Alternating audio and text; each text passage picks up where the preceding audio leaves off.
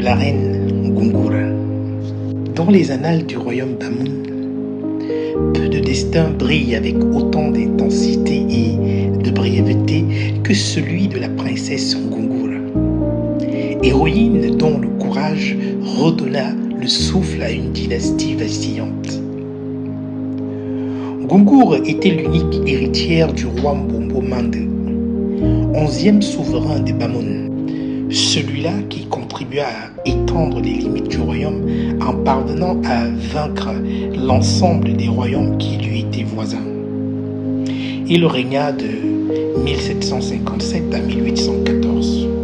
Alors à sa mort, le trône entra dans la tourmente. Naturellement, un royaume aussi grand ne peut être que victime de convoitises à la fois externes et internes. La lignée fondatrice fut alors brisée par les manœuvres des prétendants sans légitimité. Des noms comme Mbenkom et Mbiengo s'imposaient par la force, plongeant le royaume dans une ère d'usurpation et de désordre.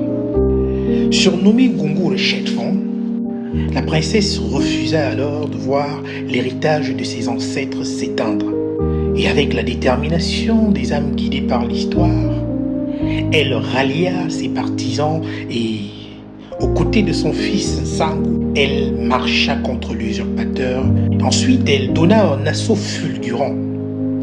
Elle renversa le pouvoir illégitime, balaya l'imposture et s'assit sur le trône. Mais son règne ne dura que 30 minutes, malheureusement.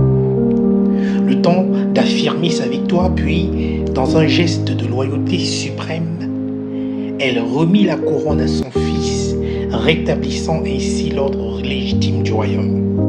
La tradition rapporte qu'après cet acte, Gungura choisit de quitter la scène de manière définitive.